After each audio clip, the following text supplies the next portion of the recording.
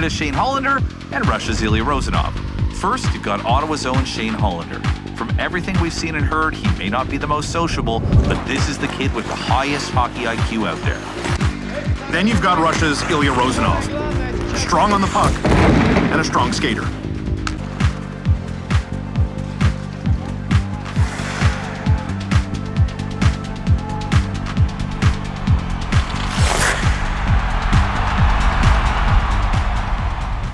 Hey guys, welcome to the channel. This is my first ever video I'm trying out here and for the Heated Rivalry series too. I know I'm a bit late to the game by giving out the episode 4 first, but as it's the recent release, I'm planning to cover that first and go ahead with other episodes. The main motto of the video is to give you guys a peek into what differences does the series have with the book and how Jacob enhanced a lot of scenes by adding more flavor to the plot line, and also obviously he can't add every single thing from the book, so that's where I come in to fill you guys into the details that I was giggling to and kicking my feet when I was reading the book. So before I start, I just want to thank Rachel and Jacob for the work they have done. For the past few weeks, I have been just completely occupied by the edits in Instagram, Twitter, everywhere. I have been filled with Heated Rivalry and I can't just get them out of my mind, and that's why I thought of making this video to connect with more people who feel the same as me. Okay, then now let's dive deep, I guess. So the first is montage scene in the episode 4. This montage basically made my depression go away. I mean, just to give it back at the end of the episode by making us wait for another week. Anyways, so this whole montage is not in the book at all. Even though they exchanged numbers during the episode 1, other than those spicy texts, they don't actually text until half of the book is over. But I loved how Jacob changed it and wanted to make them more free in texting, and the parallels in the montage are just amazing. I lost my shit when I saw the parallel of Ilya crashing into Shane on the track and straight to the pounding down of the track. I actually had to pause a lot of times to check if Ilya and Shane are laughing during that crash. Well, I couldn't figure out if Shane was laughing, but Ilya was definitely, because it was typically them. Next, the portrayal of these two, like two different sides of a coin, one partying while the other working, differences in their relationship with their dads, Shane enjoying his time with Hayden while Ilya doing it with Svetlana. It's a very important parallel when we get the scene where Ilya is happy for Shane winning the Stanley Cup, which was the same thing that Shane would do in the episode 2, I guess. Yeah. To summarize this whole montage thing, I just have to say this to both Jacob and Rachel. Next is the aquarium scene. Hayden is a really interesting character and I like this character a lot. But for some reason, I'm not okay with how this character came out in this series. I'm not saying that the actor is bad at acting or anything, it just doesn't sit well with me for some reason. But make sure you guys remember him. He's a very important character and very important person to Shane personally. Next, the Ilya watching Shane's cottage interview video. In the book, he was not in Boston with Svetlana.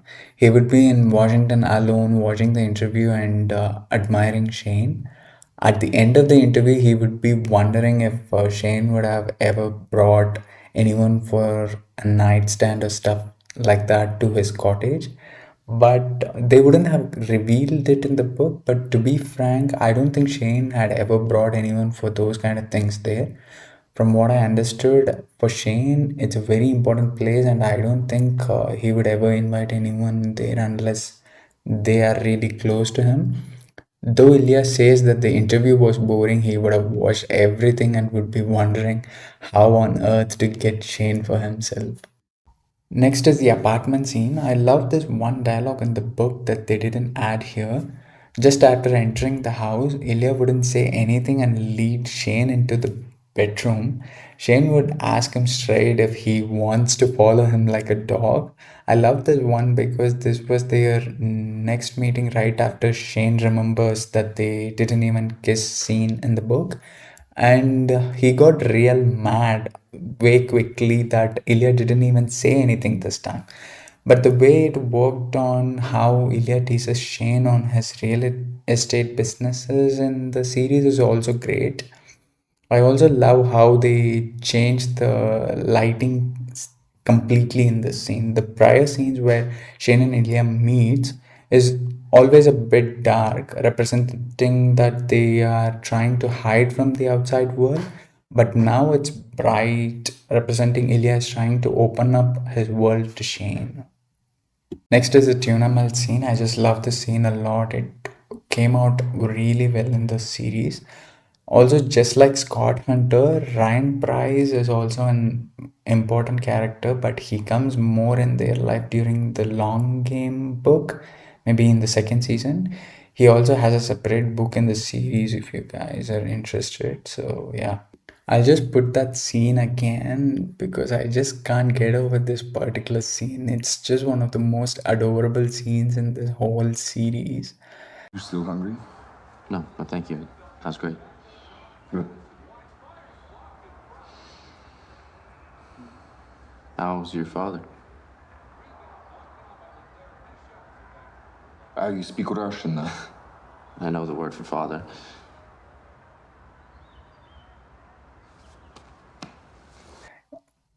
You guys are totally in love. I blushed so hard and rewound a lot of times during this scene.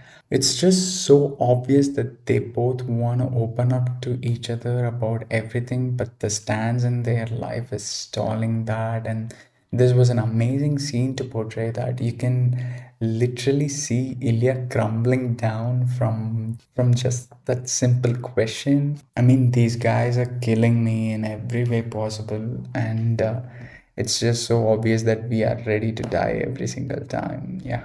Next is the scene where Ilya calls Shane with his first name, which he has never done before. But in the series and also in the book, Shane decides to get out of the apartment because he got anxious and stuff. Shane actually wanted to go back into the house so bad and wake up with him, but he couldn't, and he didn't do that in the book either. But Rachel would have expressed it in a great way in the book, mentioning that every fiber of him wanted to run back up the stairs and into Ilya's arms.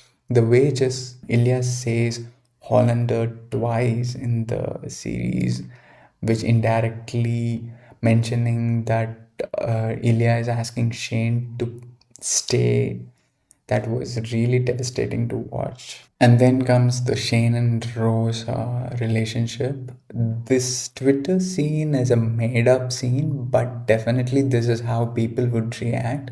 I don't know why, but after I completed the sequel book, The Long Game, I was just thinking about how amazing it would be if this whole thing was happening in real life and how glad people would be to see such a romance in real life. Who knows, there might be something that's going on, but one can only dream for that to come out to the light in real life. The final scene, club scene, is an amazing scene. It was impeccable. I couldn't just control myself after watching that scene, especially with all the things she said in the background. It was cherry on the top. The way they both try to change their mind, pretending that they can club and forget about each other, which was represented by the original song. And the moment they see each other, it changes into this cover, which kind of portrays how their thoughts were at that moment. If you listen to the lyrics of the covered song, they portray their exact feelings. And also, I just thought of this might be a bit of stretch, but I have to say this. They took a song by a Russian band where the song contains both English and a bit of Russian in the chorus background, just like Shane and Ilya. Also, the girls in the band portrayed themselves as lesbians at that time. I love that little foreshadowing and irony here. Another thing is when Ilya recognizes Rose's friend and looks for Shane, and on the other hand, Shane notices Ilya's teammate and looks for Ilya. They both just deserve each other. This is just an understatement at this point. Seriously, even after knowing everything that's gonna happen, to experience it coming to life in a better way and just is just amazing. This is the best outro for an episode I have seen in a very long time. First, they decided to break us with the "we didn't even kiss," and now this.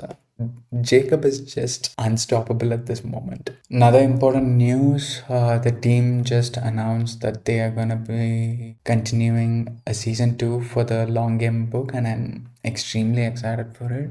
I know that they would extend, but I'm just really happy that they announced it officially. Once again, thank you, Jacob and Rachel, for this amazing work. This brings us to the end. Thank you guys for taking your time to watch this. I'll soon post about the other episodes breakdown. So until then, stay tuned and bye. They ask you how you are, you just have to say that you're fine when you're not really fine, but you just can't get into it because they would never understand.